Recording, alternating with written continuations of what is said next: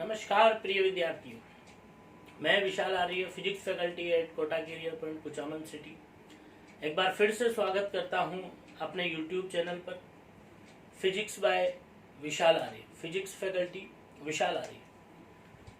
अब तक के जो इलेक्ट्रोस्टैटिक के लेक्चर्स थे उनमें हमने पढ़ा फर्स्ट चैप्टर जो 12th का हमने स्टार्ट किया था, विद्युत क्षेत्र। ठीक है, उसमें हम बात कर चुके थे किसी वस्तु को किस प्रकार से आवेशित किया जाए, आवेशित करने पर वस्तु पर क्या क्या प्रभाव पड़ते, इन सारी चीजों के बारे में हम बात कर चुके थे। ठीक है, आज हम बात करेंगे बेटा, जो टॉपिक आज हम ले रहे हैं वो है आवेशन की विधियां, आवेशन की विधियां। ठीक है, वापस से वही चीज है, आवेशन की विधियां मतलब कि किसी वस्तु को किस प्रकार से आवेशित किया जाए। तो इतना तो हमें पता है, क्या हमें पता है कि मान लो बेटा ये कोई वस्तु है, इस वस्तु को अगर हमें आवेशित करना है, अगर धन आवेशित करना है तो इसमें से इलेक्ट्रॉन्स निकालने पड़ेंगे, और अगर ऋणावेशित करना है तो इसमें इलेक्ट्रॉन्स जोड़ने पड़ेंगे।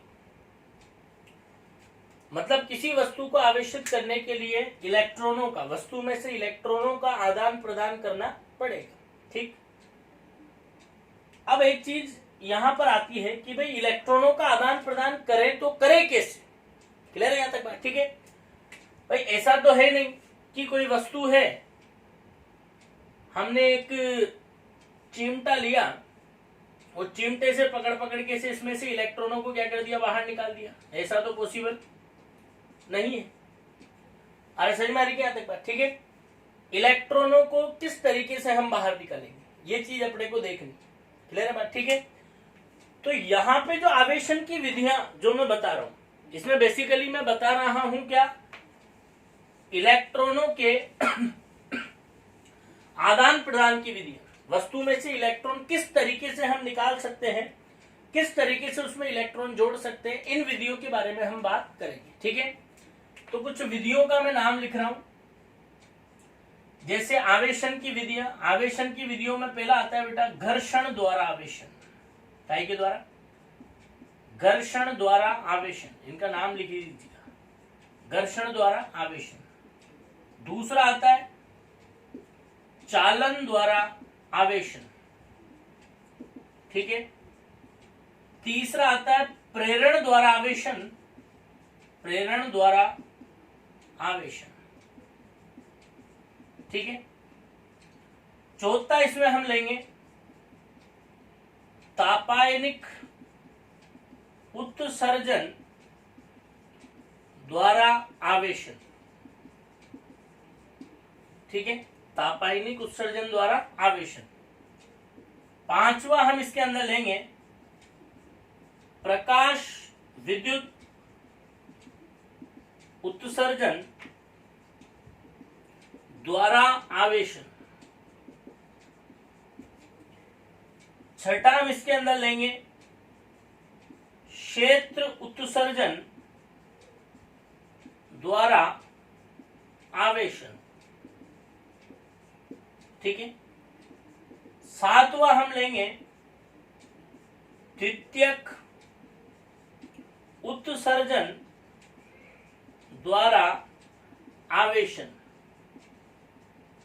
क्लियर बात? ठीक है, और भी मेथड्स हैं, ये कुछ मेथड्स मैंने आपके सामने यहाँ लिखे हैं। ठीक है, इसमें फिलहाल जो मेथड्स हम पढ़ेंगे, ठीक है, जैसे सबसे पहला घर्षण द्वारा आवेशन, इसे हम अभी डिटेल में पढ़ेंगे। ठीक है, चालन द्वारा आवेशन और प्रेरण द्वारा आवेशन, ये मैं अभी आपको नहीं पढ़ाऊंगा, अभी इन्हें मैं नहीं पढ़ाऊंगा। ठीक है, बोला क्यों नहीं पढ़ाओगे सर, आपको नहीं आता क्या?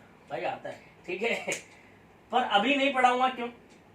क्योंकि अभी मुझे तो आता है, वो तुम्हें भी समझ में आया वो जरूरी है। ठीक है ना, तो तुम्हें ये तब समझ में आएगा, चालन द्वारा आवेशन और प्रेरण द्वारा आवेशन, ये तुम्हें सब तब समझ में आएगा जब एक बार तुम विद्युत क्षेत्र को थोड़ा सा पढ़ लोगे, विद्युत क्षेत्र की जानकारी प्राप्त कर लोगे। ठीक है, विद्युत विभव विभवांतर धारिता, इसके बारे में जब पढ़ लोगे तो फिर ये दोनों मेथड्स क्या होंगे, क्लियरली समझ में आएंगे। ठीक है, हालांकि बेवकूफ बनाने के लिए पढ़ा मैं अभी यहाँ भी सकता हूँ, ठीक है, वो समझ में भी तुम्हें आ जाएगा, ठीक है, बट वो तुम्हें समझ में आएगा, उसमें मेरी संतुष्टि नहीं होगी, ठीक है।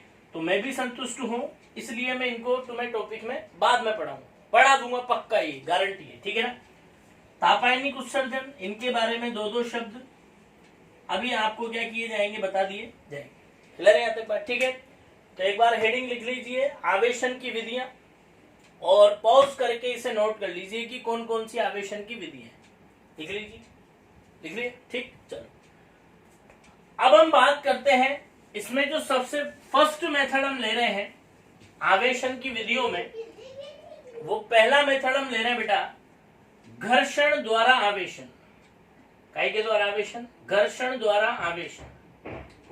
क्लियर है यहाँ तक बात, ठीक है। तो याद करो, जब मैंने आवेश की परिभाषा तुम्हें बताई थी, तो उस आवेश की परिभाषा को बताते समय एक एग्जाम्पल मैंने दिया था कि अगर मान लीजिए कोई प्लास्टिक का स्केल है, क्या स्केल है बेटा? कोई प्लास्टिक का स्केल है, इस प्लास्टिक के स्केल को जब सूखे बालों के साथ जब इसे रगड़ा जाता है, सूखे बालों के साथ जब इसे रगड़ा जाता है, तो रगड़ने पे हम क्या देखते हैं कि इस रगड़ के इस स्केल को कागज के टुकड़ों के पास जब लेकर के जाते हैं, तो ये कागज के टुकड़े क्या होते हैं, इससे आके चिपक जाते हैं, ठीक है। तो यहाँ पे मैंने और भी कुछ बताया था, वो देख लीजिएगा फर्स्ट लेक्चर के अंदर। तो हमने कहा था कि हुआ क्या, ये कागज के टुकड़े इससे क्यों आकर के चिपक गए, क्योंकि ये प्लास्टिक का जो स्केल है ये क्या हो गया बेटा, आवेशित हो गया। क्या हो गया? आवेशित हो गया, ठीक है। अरे समझ में आ रही है यहाँ तक बात, ठीक है।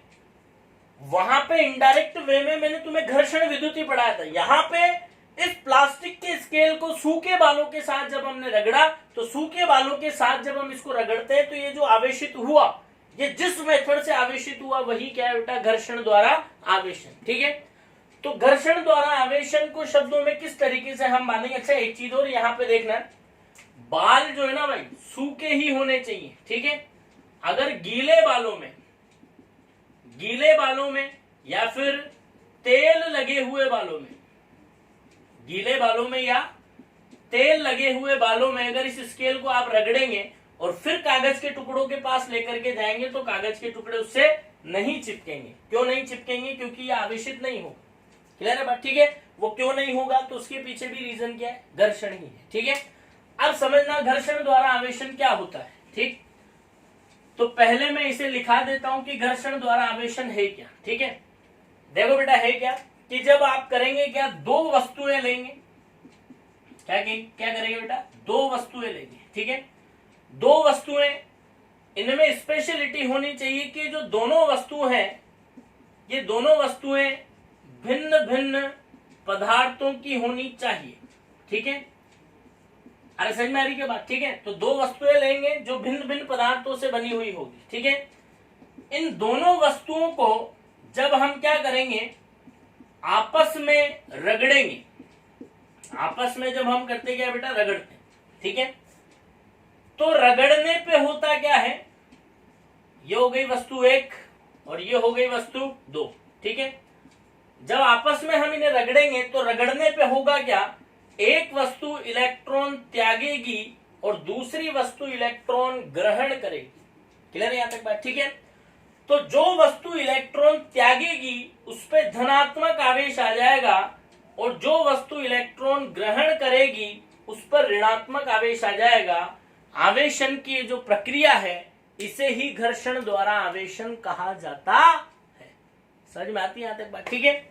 अब ऐसा क्यों हुआ, कैसे हुआ? देखो एक चीज ध्यान से समझना, किसी भी वस्तु में से अगर आपको इलेक्ट्रॉन निकालने हैं, ठीक है, कोई भी वस्तु है उसमें से अगर आपको इलेक्ट्रॉन निकालने हैं, मान लो जैसे मैं कहूं कि कोई वस्तु है, देखो वस्तुएं भी दो प्रकार की अपन कहें, ठीक है। वैसे ऊपर तौर पे अगर अपन बात करें चालकता के आधार पर, चलो छोड़ो उसको, डिटेल में इतना नहीं जाते हैं, वो आगे देखेंगे, ठीक है। बड़े बड़े शब्दों को इस्तेमाल करके तुम्हें जो है मैं कंफ्यूज नहीं करूंगा, ठीक है। आराम से समझना एकदम। देखो तो हम कहे रगड़ने पे ऐसा क्या हुआ। देखो एक चीज ध्यान से समझना, कोई भी वस्तु है, इस वस्तु में से अगर आपको क्या करना है बेटा, इलेक्ट्रॉन अगर निकालने हैं, क्लियर है यहाँ तक बात, ठीक है। तो इलेक्ट्रॉन निकालने के लिए अपने को चाहिए होती है ऊर्जा, कई चीज की आवश्यकता होती है, आवश्यकता होती है हमें किस चीज की, ऊर्जा की, क्लियर है यहाँ तक बात, ठीक है। ऐसा क्यों, क्योंकि अगर मान लो इस वस्तु में इलेक्ट्रॉन अगर इसके परमाणु में है तो ये इलेक्ट्रॉन नाभिकीय आकर्षण से क्या होगा, बंधा हुआ होगा। समझ में आती है बात, ठीक है। अब अगर इस इलेक्ट्रॉन को अगर आप यहां से क्या करना चाहते हैं, मुक्त करना चाहते हैं, तो आपको क्या करना पड़ेगा बेटा, इस इलेक्ट्रॉन को क्या करना पड़ेगा, ऊर्जा देनी पड़ेगी। क्या ट्रांसफर करनी पड़ेगी, इसको ऊर्जा देनी पड़ेगी, क्लियर है बात, ठीक है। तभी ये नाभिकीय आकर्षण बंध से मुक्त होकर के क्या हो पाएगा, बाहर निकल पाएगा, क्लियर है यहाँ तक बात, ठीक है। और डिटेल में आगे अपन चर्चा करेंगे, फिलहाल मोटे तौर पे समझिए। अब होता क्या है कि जब दो भिन्न पदार्थों से बनी वस्तुओं को जब हम करेंगे क्या, रगड़ेंगे, जैसे आप एक प्रैक्टिकल खुद ही करते हैं सर्दियों के टाइम सॉरी, जब हाथों को जब ठंड लगती है तो हम हाथों को क्या करते हैं, इस तरीके से रब करते हैं। तो रब करने पे क्या होता है, गर्माहट पैदा होती है, उष्मा पैदा होती है। उष्मा क्या, ऊर्जा, क्लियर है यहाँ तक बात, ठीक है। तो इसी तरीके से जब दो वस्तुओं को आपस में रगड़ा जाता है तो उनके मध्य क्या होता है बेटा, घर्षण, खुरदरेपन की वजह से, ठीक है। घर्षण के विरुद्ध क्या करना पड़ता है, रगड़ने के लिए कार्य करना पड़ता है, वो कार्य उष्मा में रूपांतरित होता है, ठीक है। उष्मा एक प्रकार की ऊर्जा है, तो जो ऊर्जा वहां उत्पन्न होती है वो इलेक्ट्रॉन को मिलती है, और इलेक्ट्रॉन ऊर्जा पाकर के नाभिकीय बंधन से मुक्त होकर के कहा जाता है बेटा, बाहर आ जाता है। अरे समझ में आ रही है यहाँ तक बात, ठीक है। और इलेक्ट्रॉन अगर बाहर आ जाएगा तो वस्तु क्या हो जाएगी, आवेशित हो जाएगी, धनावेशित हो जाएगी। समझ में आ रही है यहाँ तक बात, ठीक है। तो घर्षण विद्युत क्या है, एक बार फिर सुन लीजिए कि जब दो वस्तुएं जो कि भिन्न भिन्न पदार्थों से बनी हो, इस चीज का विशेष ध्यान रखें कि वस्तुएं जो है भिन्न भिन्न पदार्थों से बनी हुई होनी चाहिए। समझ में आती है यहाँ तक, वैसा क्यों अभी समझेंगे आगे, ठीक है। इन्हें जब आपस में रगड़ेंगे तो वहां उष्मा उत्पन्न होगी, ऊर्जा उत्पन्न होगी। वो ऊर्जा जो वस्तु के परमाणुओं में इलेक्ट्रॉन से उन्हें मिलेगी, इलेक्ट्रॉन नाभिकीय बंधन से मुक्त होकर के बाहर आ जाएंगे, तो एक वस्तु इलेक्ट्रॉन त्यागेगी और दूसरी वस्तु इलेक्ट्रॉन ग्रहण करेगी। तो जो त्यागेगी उस पर धनावेश आएगा और जो ग्रहण करेगी उस पर ऋणावेश आएगा। समझ में आती है यहाँ तक बात, ठीक है। आवेशन की जो विधि है जिसमें दो वस्तुओं को अपने क्या किया, रगड़ा, आवेशन की इस विधि को ही हम क्या कहते हैं, घर्षण द्वारा आवेशन, ठीक है। तो एक बार आप नोट कर लीजिए, लिखिए, जब दो भिन्न भिन्न पदार्थों से बनी वस्तुओं को परस्पर रगड़ा जाता है तो उनमें इलेक्ट्रॉनों का आदान प्रदान होता है। लिखा, एक वस्तु इलेक्ट्रॉन त्यागती है, एक वस्तु इलेक्ट्रॉन त्यागती है तथा दूसरी वस्तु इलेक्ट्रॉन ग्रहण करती है। इस प्रकार एक वस्तु धनावेशित तथा दूसरी वस्तु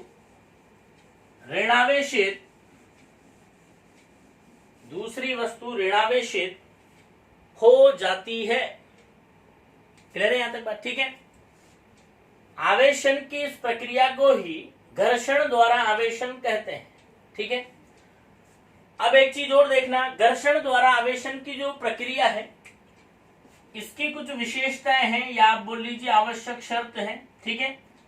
तो इसकी विशेषताएं क्या क्या है, तो सबसे पहला पॉइंट जो मैंने पहले ही बता दिया तुम्हें, लिखिए, दोनों वस्तुएं भिन्न भिन्न पदार्थों से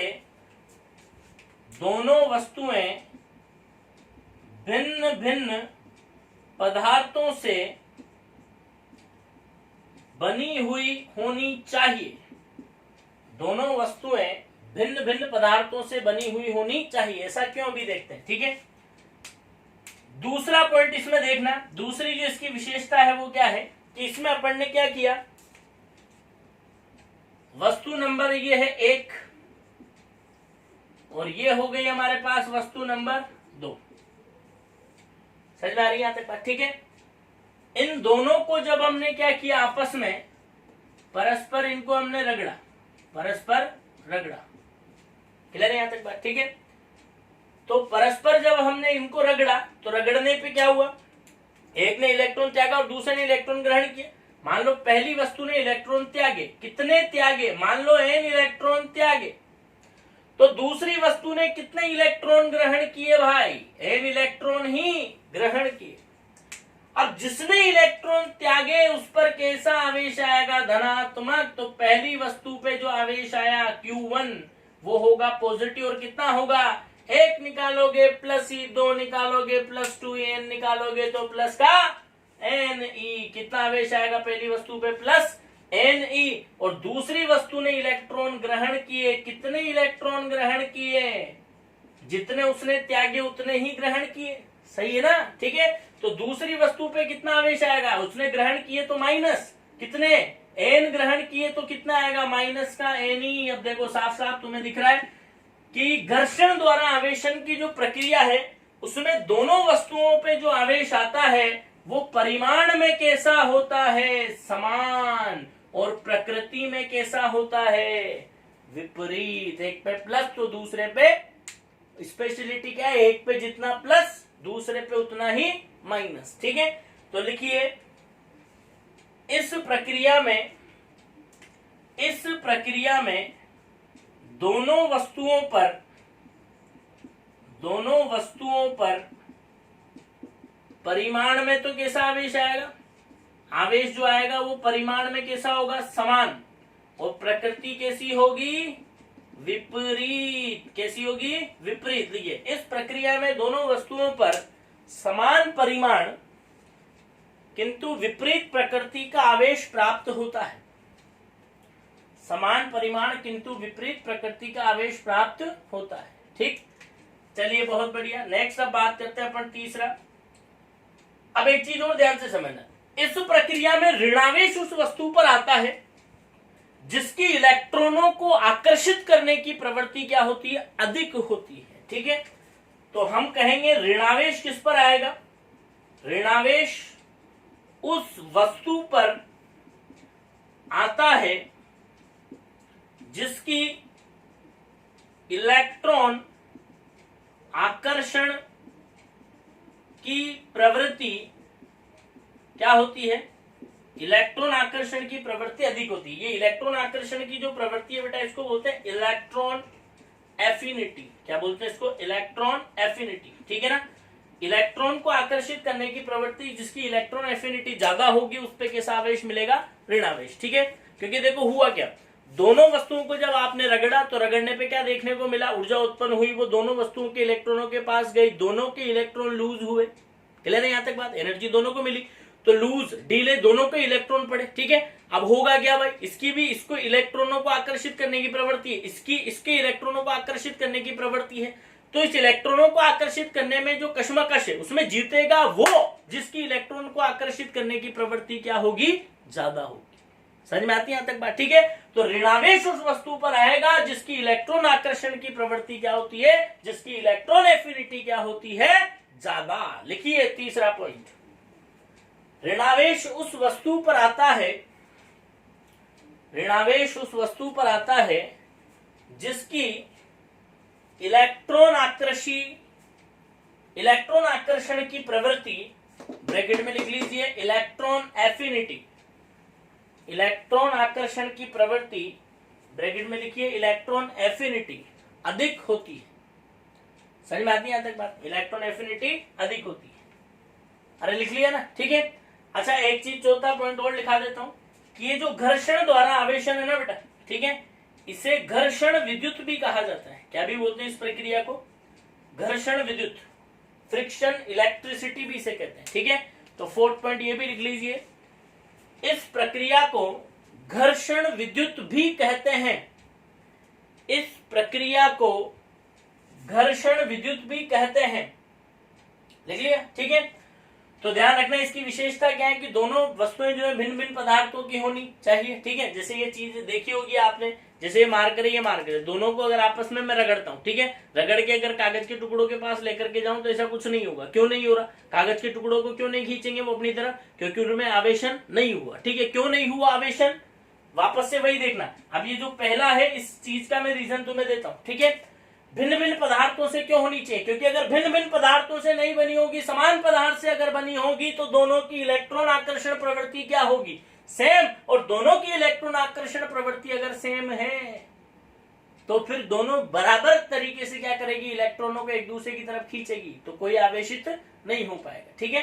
इसलिए दोनों वस्तुएं कैसी होनी चाहिए? भिन्न भिन्न पदार्थों की होनी चाहिए, ताकि उनकी इलेक्ट्रॉन एफिनिटी, उनकी उनकी इलेक्ट्रॉनों को आकर्षण की जो प्रवृत्ति है वो प्रवृत्ति में क्या रहे? अंतर रहे। क्लियर है यहाँ तक बात? ठीक है। दूसरा है वस्तुओं पे जो आवेश आएगा वो परिमाण में समान, प्रकृति में विपरीत। एक पे जितना प्लस दूसरे पे उतना ही क्या आएगा? माइनस। माइनस उस पर आएगा जिसकी इलेक्ट्रॉन आकर्षण की प्रवृत्ति अधिक होगी, और इस प्रक्रिया को घर्षण विद्युत भी कहा जाता है। बात समझ में आती है? अरे क्लियर है यहाँ तक बात? ठीक है, मिटा दूं? ठीक। अब देखो इस घर्षण विद्युत के अंदर एक एग्जाम्पल मैं और बता देता हूं। हालांकि जैसे एक एग्जाम्पल अपन लेते हैं कि मान लो आपके पास क्या है? कांच की छड़ है बेटा। क्या है? कांच की छड़, ठीक है ना। ये आपके पास एक कांच की छड़ है ना, ये कांच की छड़, ठीक। और एक है अपने पास यहाँ पे क्या?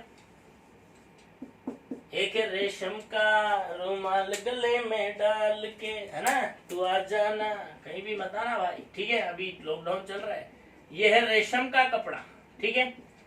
तो इस कांच की छड़ को जब रेशम के कपड़े के साथ रगड़ा जाता है तो इस प्रक्रिया में हम क्या देखते हैं कि जो कांच की छड़ है वो इलेक्ट्रॉन त्यागती है, और जो रेशम का कपड़ा है वो क्या करता है बेटा? इलेक्ट्रॉन ग्रहण करता है। तो कांच की छड़ हो जाती है धन आवेशित, और रेशम का कपड़ा उतने ही परिमाण से क्या हो जाता है? ऋण आवेशित, ठीक है। तो जैसे यहाँ पे एक जोड़ा अपन ने बनाया कांच की छड़ और रेशम के कपड़े का, ऐसे कई जोड़े बन सकते हैं, ठीक है। जैसे अब ये तुम्हें बुक में एक टेबल बनी हुई मिलेगी, उसमें ये बताया जाएगा किसको किसके साथ रगड़े तो कौन धन आवेशित कौन ऋण आवेशित। अब हालांकि जो है वो तुम्हें रटने की आवश्यकता नहीं है, बस ये एक एग्जाम्पल के तौर पे ध्यान रखना, ठीक है। तो एक एग्जाम्पल भी लिख लीजिए, लिखो। जब कांच की छड़ को रेशम के कपड़े के साथ रगड़ा जाता है तो कांच की छड़ धनावेशित हो जाती है तथा रेशम का कपड़ा उतने ही परिमाण से ऋणावेशित हो जाता है, उतने ही परिमाण से ऋणावेशित हो जाता है, ठीक है। अब देखो स्पेशलिटीज में जो एक पॉइंट मैंने तुम्हें बताया कि ऋणावेश उस वस्तु पर आएगा जिसकी इलेक्ट्रॉन को आकर्षित करने की प्रवृत्ति क्या होगी? ज्यादा। उससे रिलेटेड एक क्वेश्चन मैं बताता हूं। क्वेश्चन है ऐसा कि तीन वस्तुएं हैं, तीनों भिन्न भिन्न पदार्थों से बनी है, तीनों के पदार्थ भिन्न भिन्न है, बिल्कुल एक दूसरे से अलग। तीन वस्तुएं हैं ए बी सी, अनीता, बसंती और चंपा, ठीक है। पहले क्या हुआ भाई? ए और बी को परस्पर रगड़ा। किसको? ए और बी को परस्पर रगड़ा। समझ में आती है यहाँ तक बात? ठीक है। तो क्या देखने को मिला कि ए और बी को जब आपस में रगड़ा तो ए पे आया धनात्मक आवेश, ठीक है, और जो बी है इस पर आया बेटा ऋणात्मक आवेश। क्लियर है यहाँ तक बात? ठीक है। इसके बाद क्या किया?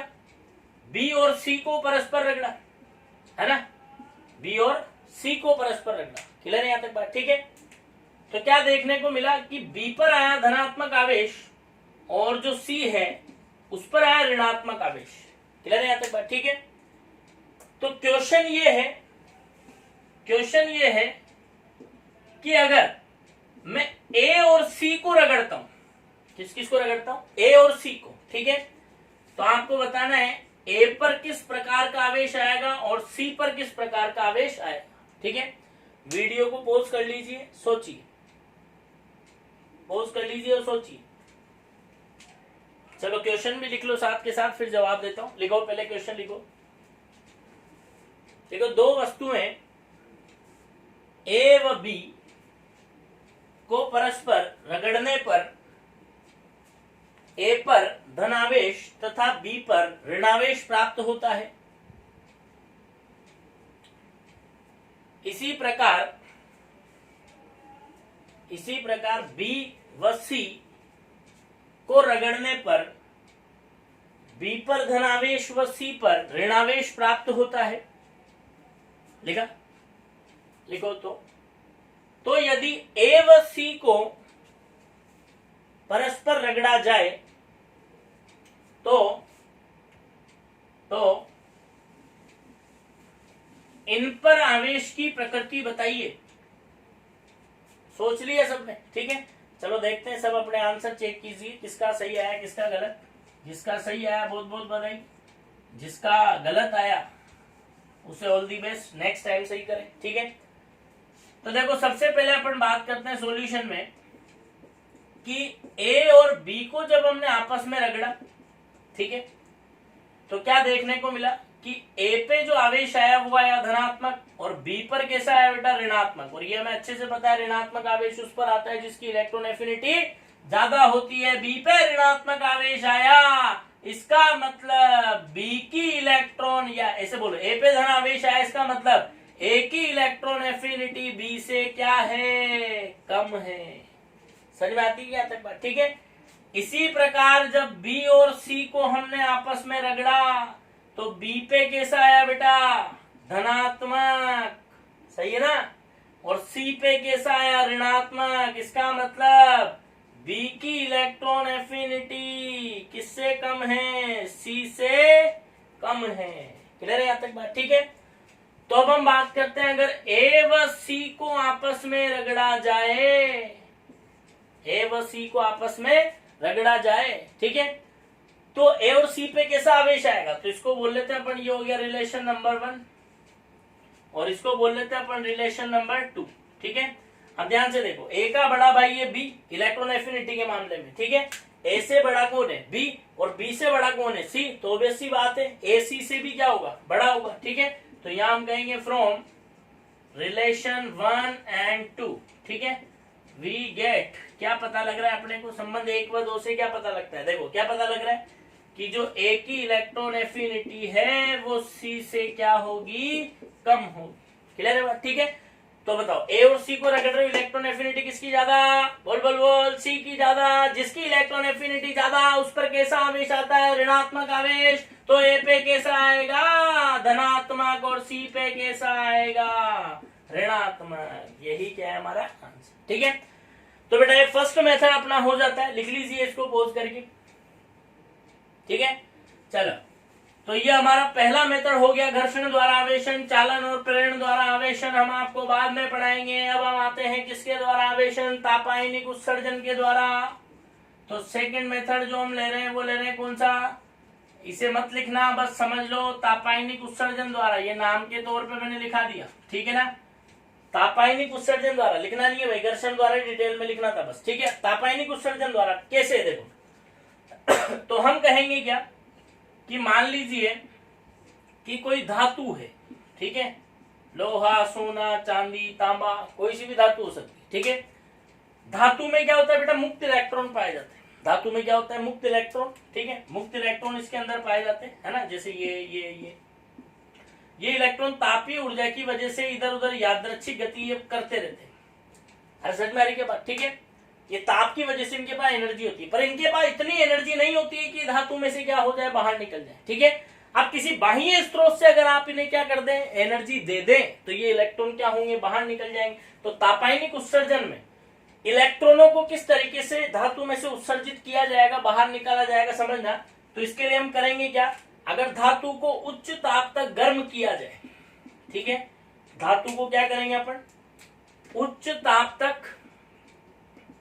ताप पर इसको गर्म करेंगे बेटा। ठीक है, तो उच्च ताप पे गर्म करने पे इस धातु में से जो कुछ इलेक्ट्रॉन हैं वो कहाँ निकल आते हैं, वो बाहर निकल आते हैं, और इलेक्ट्रॉन जब बाहर निकल के आ जाएंगे तो धातु कैसी हो जाएगी, धनावेशित हो जाएगी।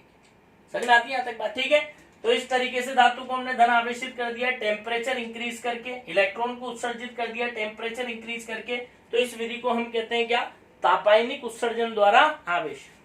समझ में आ रही है यहाँ तक बात? ठीक है, नेक्स्ट देखो, इसके बाद अगला आता है ताप, ये लिखना नहीं है, ठीक है ना, बस समझ लो इसे, है ना। नेक्स्ट इसके बाद आता है हमारे पास प्रकाश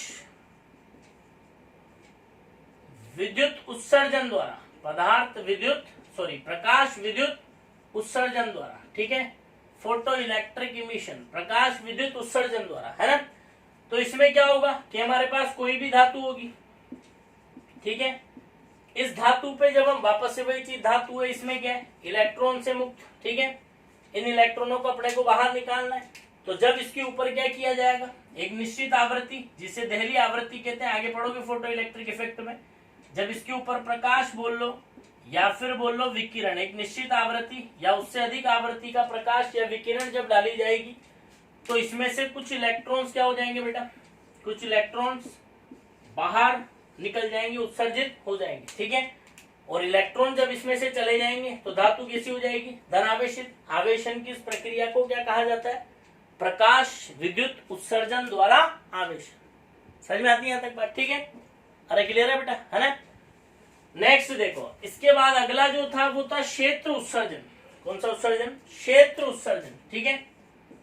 तो क्षेत्र उत्सर्जन द्वारा आवेशन, क्षेत्र उत्सर्जन द्वारा आवेशन, इसके बारे में हम बात करें तो क्षेत्र उत्सर्जन द्वारा आवेशन में क्या होता है समझना। मान लो हमारे पास ये कोई धातु है, अरे समझ में आ रही क्या बात, ठीक है। ये हमारे पास कोई धातु है और इस धातु पे अगर हम उच्च तीव्रता का, इस धातु पे अगर हम करते क्या बेटा, उच्च तीव्रता का अगर विद्युत क्षेत्र इस पे हम आरोपित करें, उच्च तीव्रता का विद्युत क्षेत्र, उच्च प्रबलता का विद्युत क्षेत्र जब इस पे हम आरोपित करते हैं, ठीक है, यहाँ पे हम लिख देते हैं उच्च तीव्रता का क्या आरोपित किया, विद्युत क्षेत्र, ठीक है। तो जब उच्च तीव्रता का विद्युत क्षेत्र इसके ऊपर आरोपित किया जाता है तो इसमें से कुछ इलेक्ट्रॉन्स क्या होते हैं, बाहर निकल जाते हैं, ठीक है। और इलेक्ट्रॉन जब बाहर निकल जाएंगे तो वस्तु धातु कैसे हो जाएगी, धन आवेशित हो जाएगी। कैसे हो जाएगी, धन आवेशित, ठीक है। आवेशन की जो प्रक्रिया है इसी को हम बोलते हैं क्या, क्षेत्र उत्सर्जन द्वारा आवेशन। क्लियर है यहाँ तक बात, ठीक है। नेक्स्ट इसके बाद अपन बात करें तो आता है द्वितीयक उत्सर्जन। कौन सा उत्सर्जन, द्वितीयक उत्सर्जन द्वारा आवेशन, ठीक है।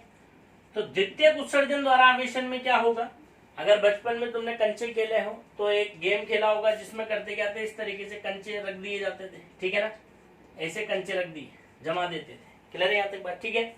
और इन कंचों पे क्या किया जाता था, फिर मान लो कोई भी बालक है, जैसे ये है, ठीक है, ये क्या करेगा, कंचों से इस पे अटैक करता था, ठीक है। जिस कंचे को मारता था वही कंचा, जिस कंचे को इसमें से निकाल देता था वही उसका हो जाता था, और बीच वाले को मारता था सारा इसके हो जाते। अरे समझ में आ रही है यहाँ तक बात, ठीक है। तो जैसे मान लो इसने क्या किया, इस कंचे को हिट किया, ठीक है, इस कंचे को हिट किया तो ये कंचा क्या हुआ, यहाँ से बाहर निकल गया। अरे समझ में आ रही है यहाँ तक बात, ठीक है।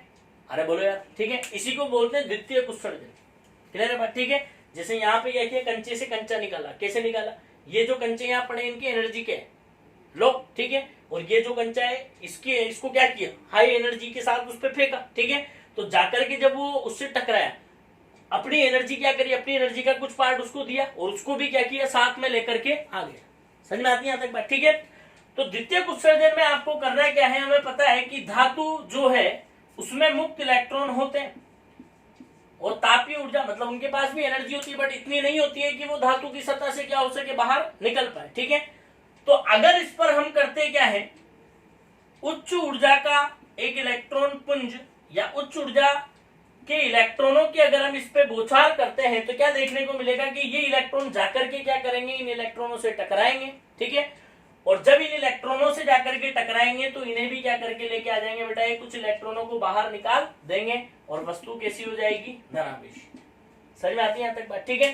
तो इसे हम कहते हैं द्वितीयक उत्सर्जन द्वारा आवेशन। क्लियर है यहाँ तक बात, ठीक है। तो आज हमने बात करी, अभी तक जो हमने बात की वो क्या है, घर्षण द्वारा आवेशन अपन ने देख लिया, ठीक है। इसके बाद के जो 4 मेथड मैंने तुम्हें बताया, तापायनिक उत्सर्जन में गर्म करके इलेक्ट्रॉन निकालते हैं, प्रकाश विद्युत उत्सर्जन में एक निश्चित आवृत्ति या उससे अधिक आवृत्ति का प्रकाश या विकिरण डाल के इलेक्ट्रॉन निकालते हैं, ठीक है। नेक्स्ट हमने देखा क्षेत्र उत्सर्जन में उच्च प्रबलता का विद्युत क्षेत्र लगाएंगे, द्वितीयक उत्सर्जन में उच्च ऊर्जा के इलेक्ट्रॉनों की बौछार करके इलेक्ट्रॉनों को बाहर निकालेंगे। अरे समझ में आ रही क्या तक बात, ठीक है। तो ये थी तुम्हारी क्या बेटा, आवेशन की विधियां। क्लियर है बात यहाँ तक, ठीक है। चलिए बहुत बढ़िया।